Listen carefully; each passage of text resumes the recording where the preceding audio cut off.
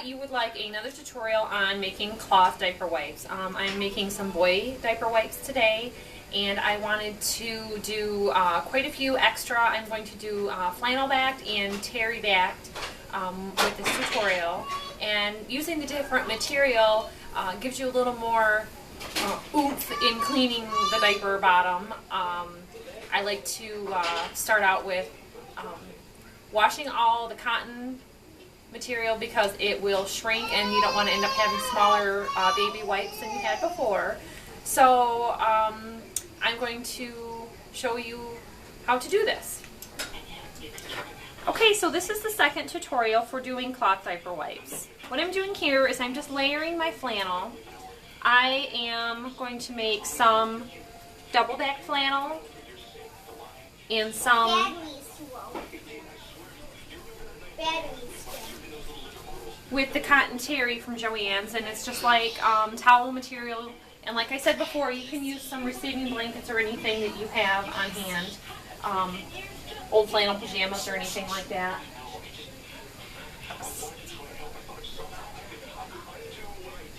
So what I've done is line this all up. This has already been pre-cut to the 8-inch line. So this is 8 inches wide. Now I'm going to cut them so that they are 10 inches long. And what I'm doing in this video is giving you more of a aerial so you can see more of what I'm doing. Now I don't have this quite straight, so I know I'm going to end up with a crooked line. I am trying to follow a straight line on these grids here so that I don't end up with an angle like that.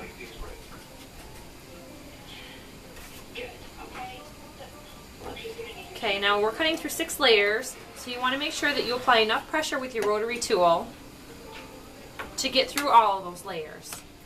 With the rotary tools, if you've seen my tutorial on using a rotary cutter, they go through several layers at once, and because you're applying pressure with this guide, you are able to do those layers without it shifting and getting crooked lines. And with the scissors, you get the choppy edges, so if you are going to do a turn and top stitch, there's more of a line for you to follow. I like the serger because it cleans up those edges if you are to use scissors.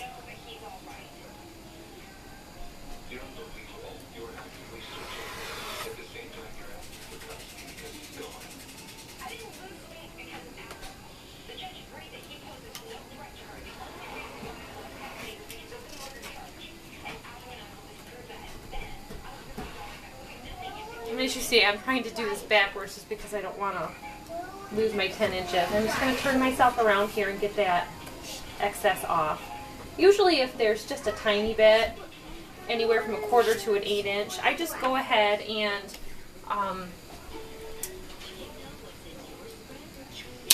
leave it there, but because that was so much more, and you don't want to buy so much excess material that you have to cut that off. 1 minute. So this, I want to talk about yardage for a second. On my girl tutorial baby wipes, I did half a yard for each fabric, and each one of those half yards gave me 8 diaper wipes, but that was with using different fabric on the back. So a half a yard will only give you 4 diaper wipes if you're using the same material. So for this diaper wipe, I had a half a yard of this material, a half a yard of the solid print, and each one of them were the same. I think what I have here today is I'm going to do this double-sided, and this side, one side of the print and one side of the cotton knit terry. So here's the cotton knit terry, and it is 100% cotton, so you want to make sure that you pre-wash it for shrinkage so that you don't end up with smaller diaper wipes than you had anticipated. Now this is just out of the dryer, and this is how it generally looks when you wash fabric and it comes out of the dryer. You get the knotted ends. You can always straighten those out just by cutting off the knots that are going to give you complication while you're straightening out your fabric. That is the cut ends that they cut at the cutting counter. The salvage ends are edged just like they are on a towel or on other material. And it's okay to have those on there on your wipes. So what you want to do is get yourself a straight fold so that you don't end up with crooked cuts and squares that are not square. And if you've watched my other videos, I'm certainly not going for perfection. I'm going for good enough. But you don't want them so lopsided. And I found this out from doing quilting, that in my quilting material, I was getting really wavy strips with my strip cutting. So then I found out about the lining it up, the folding it straight on these grid patterns.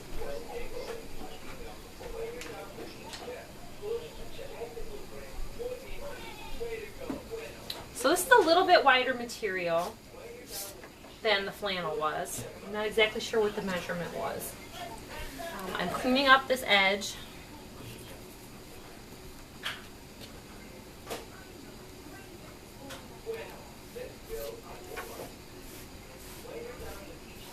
Because I want to start out with this clean a cut to begin with.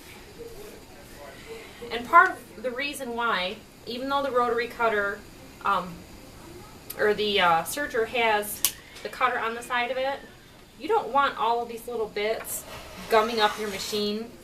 To keep it running as smooth as possible, it is really best to keep your machine dust-free and oiled. And your owner's manual should have a maintenance schedule of how often you should do that, depending on how much you use it. And if you have a machine that you're letting sit for a while, it's always good to oil it when you begin, if it's been an excessive long time in storage. I keep mine in a storage bag. See, now I've got 4 layers of this, and it's quite a bit thicker. There's a guide on the edge of your rotary cutter here, and it's going to sit on the edge of your cutting tool. So if you have too many layers, it's not going to let you go through that. This is kind of a poofy material on top of being thick.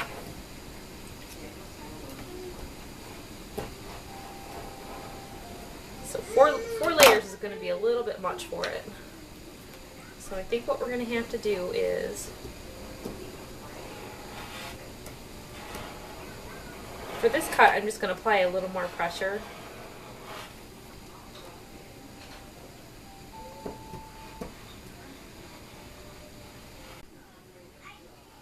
Okay, so what I did is I ended up not changing the mat. This is somewhat adjustable, and I had forgotten about that. So what I did is just put that into the up position, and it's going to help some. And I'm just applying a little more pressure for time's sake to get through those layers.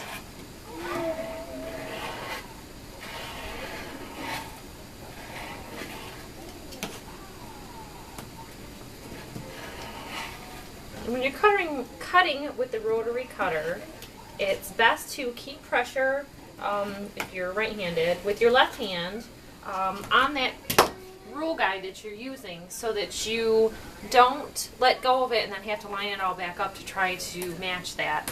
And with the weight of this material, it's going off the edge of my table to the left. It has a tendency to pull down, and I was losing it off the side. So you want to make sure that your material is nice and straight again after you make your adjustment, so that you don't end up with those crooked lines. And I am pretty well lined up on the cutting mat.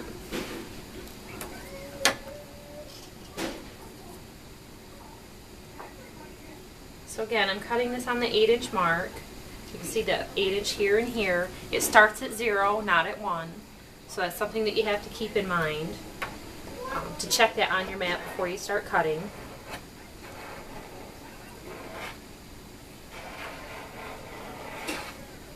And with this material, I can hear it and tell that it hadn't gone through all of it quite yet. So that took, what, 4 or 5 passes to get through all of it. And I know I bought a little bit extra of this because what I'm going to do also is I'm going to make some diaper doublers. So I have a bit extra. Hi.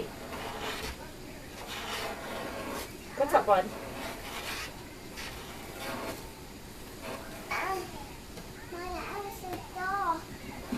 You're a dog. Okay,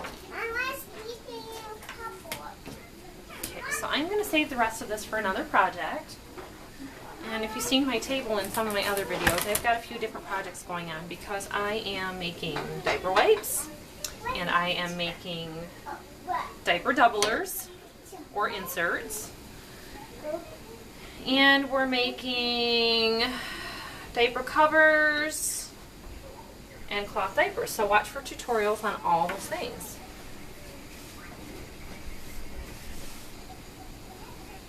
We just went through daylight savings. Today's Tuesday, and our whole house has not acclimated to it. And we've been staying up a little bit too late and then sleeping in on top of the time change. So being a little more motivated to sew because I just haven't had the energy to do much of anything else. So we've just been staying home. I figure there's no point in making any appointments to go anywhere because I'm not going to make it on time. Now, I'm just now remembering as I'm stacking this that I was having a hard time cutting through the 4 layers, so I'm going to reduce this to 2.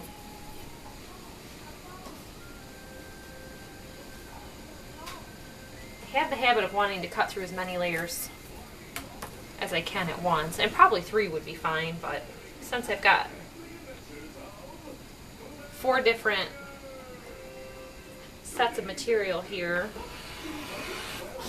I'm just going to cut that. So that's on the 10-inch line because I'm making them 8 by 10.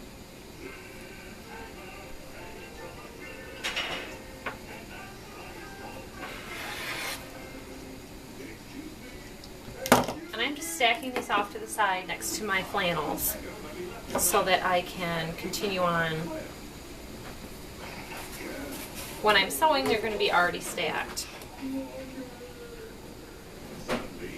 And with most materials, there's a right side and a wrong side. So as I'm sewing, I'm just glancing at these to get that.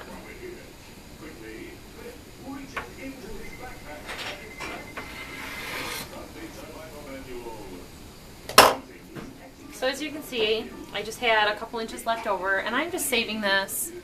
I have quite a few from my first days of making cloth wipes that I was trying 4-inch or 5-inch.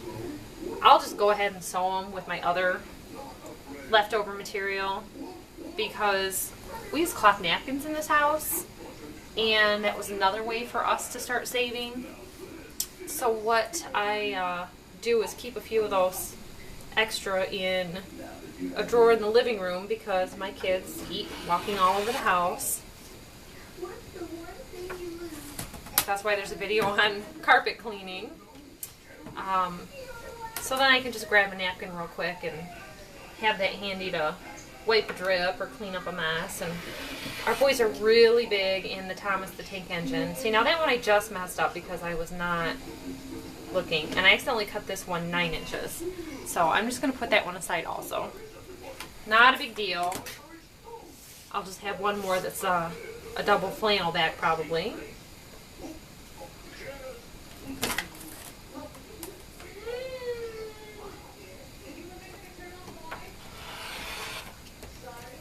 And honestly, most of my mistakes that I make here, I just end up making into baby wipes or napkins for our kids so that I don't have that leftover. And so if you ever come to my house, my diaper wipe collection is not quite as pretty. And I started out with very generic, plain materials when I began and started seeing that there was more modern prints available. So then I started kind of doing a switch and making that conversion to these fun, pretty prints. And at the end, I'll show you some of my own that we have used in the past. So I'll set up the serge. Okay, so these are some of the diaper wipes that I have made my own kids, and this was one of the very first diaper wipes that I made my kids. I didn't know how to change the thread on the serger yet. You can see it's not straight.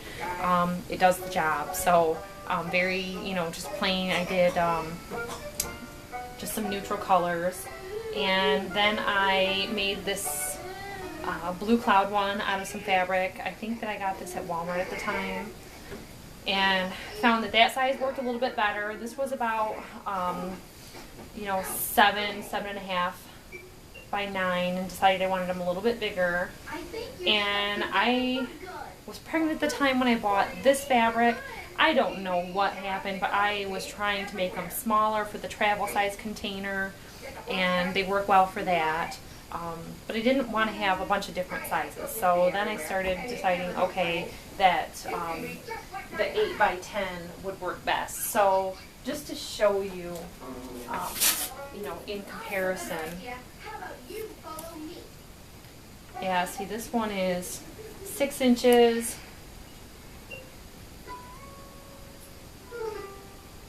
This one is about 6 inches by 6 inches. And this one's about 5.5 inches by 9.5. And 10 inches by 7.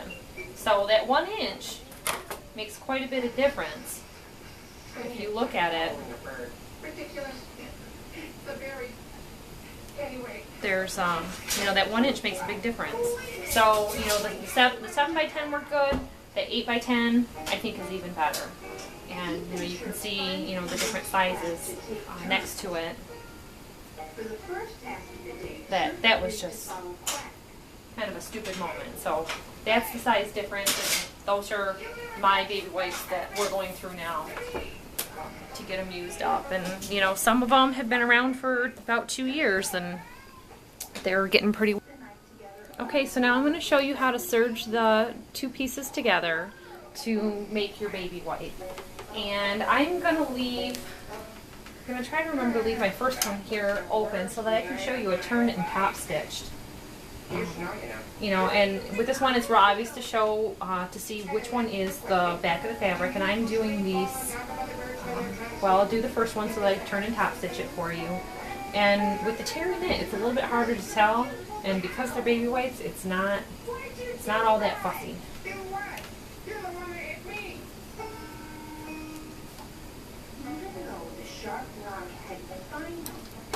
So I like to start on the square edge. I had done it in the past. You might have been able to see from my other baby wipes on the corner, and I didn't like that as well. It's going to start you off with a tail, and when you come back around, you can cut that tail off. It's going to leave a new tail, and you can either use fray check on it or use a needle and thread that tail through your serged edge, and then it won't come unraveled.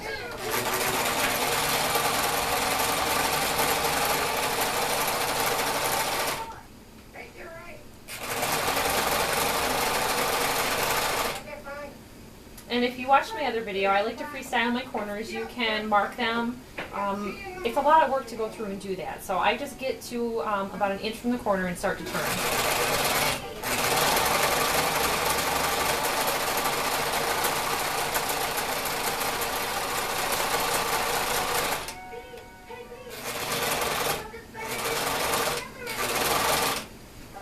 And I think it's best to not sew when you're in a big hurry, because that's when you make mistakes.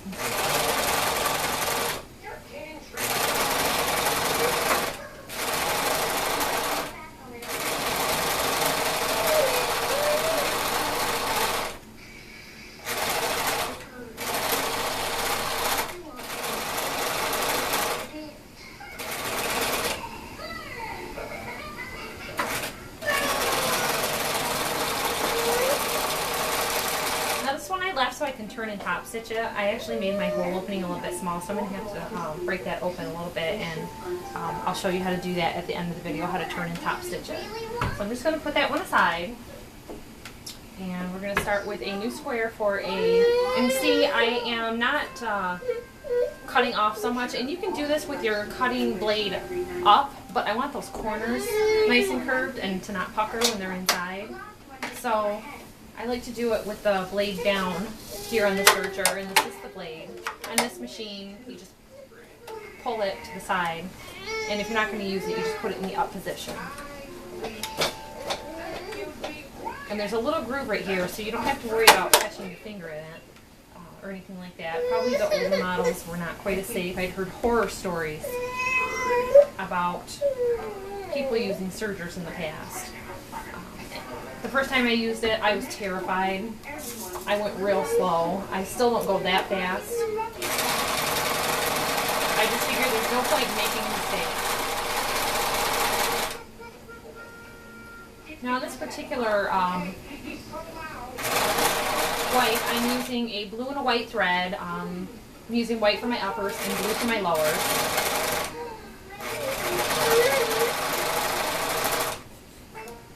And I'm just noticing one of my little guys came in here and changed my settings because I was noticing my loops are a little bit loose.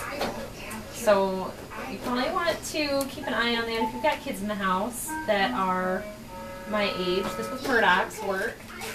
He likes to go in and adjust things. So I got it set back on a number 4 like I like it.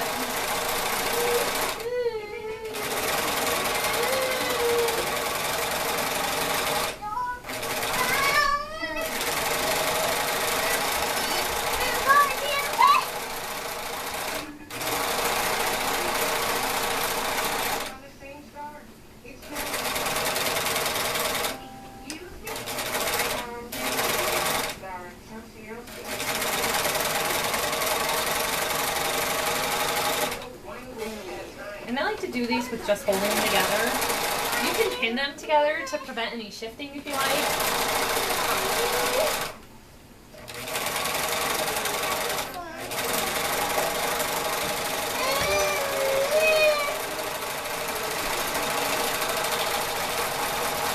Just pull that around, back to the front, and that blade will leave you a nice tail. And you can tie this tail in a knot and slip it through with a needle, but this is a very nice, very thick baby wipe this way.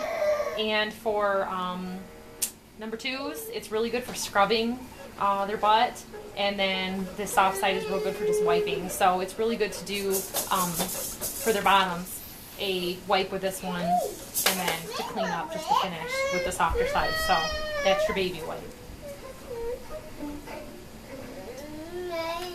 We'll do one more to show you a good example.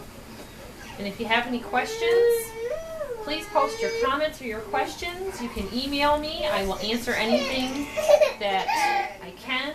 If you want a set of these made for you, I can custom make you a set. We can go through PayPal. I can post them on eBay, and you can buy them direct.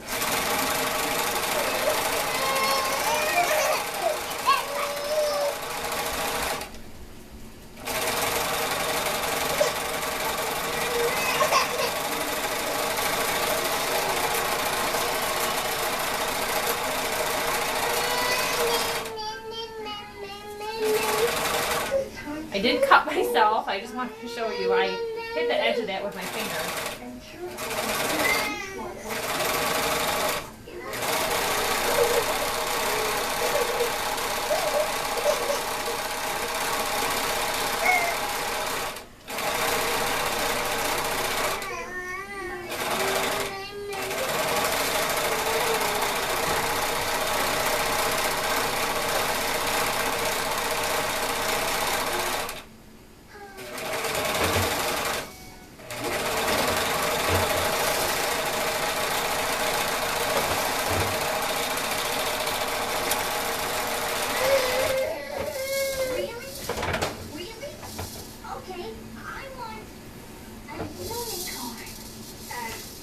So there's baby wipe number 2. Just like that, you got a nice thick solid baby wipe. Way better than throwaways that you can buy at the store. Not that there's anything terrible, you're not gonna burn for it, but for our pennies in this house, we had just decided we're already doing the cloth wipes, that why not do or we were already doing the cloth diapers, why not do the cloth wipes as well? So this is the way we're doing things these days, and it works out really well because you can just shake this right in. If you have a diaper sprayer attached to your toilet, you can spray them right off and throw them all in the wash and in the diaper pail with everything else. Okay, so now I'm going to show you how to turn and top stitch this. So we left our opening to be able to turn it inside out, so go ahead and do that. And a lot of people like to iron these out. You have to make sure that you get your corners really good. And with the turning and top stitching, you're going to be ending up with a little bit smaller than the 8 by 10 inch. And you can, this is your open edge from turning it, you can use your iron and press that down so that it's going to match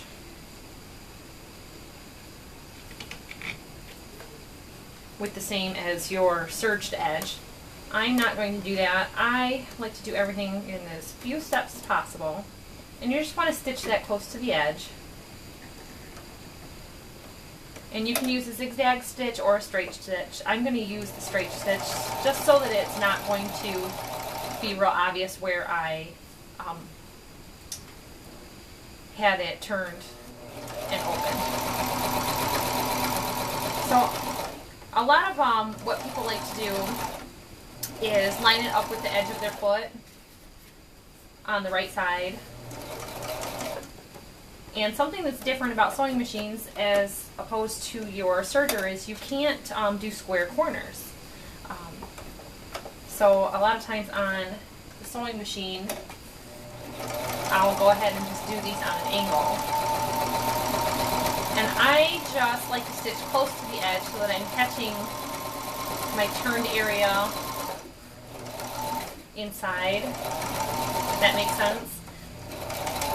So basically I'm hitting the threads and the material that are underneath on the inside that have already been serged through.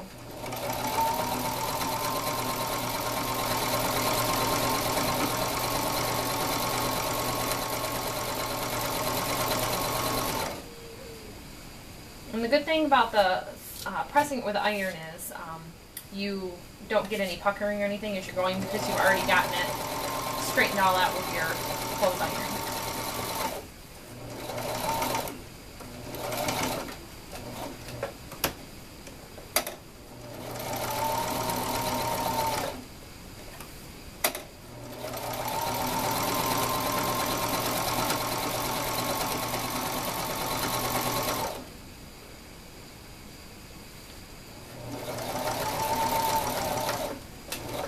And the reason I like to do this close to the edge like I had,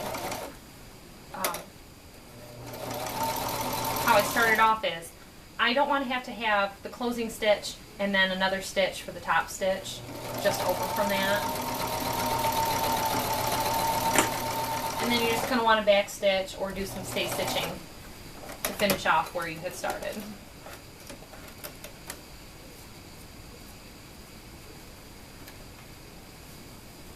And there is a turned and top stitched baby wipe, and you know, you could do it whichever method you preferred, with the turn and top stitching or with the serged edges. I just prefer the serged edges for a nicer look. So that's how you make a cloth baby wipe. And if you have any questions, remember, feel free to contact me, subscribe to our channel, and email us and let us know what you think. If there's any other videos that you have a how-to question that you want us to post, I'll make a video of it if I can do it and get it right up. Thanks a lot.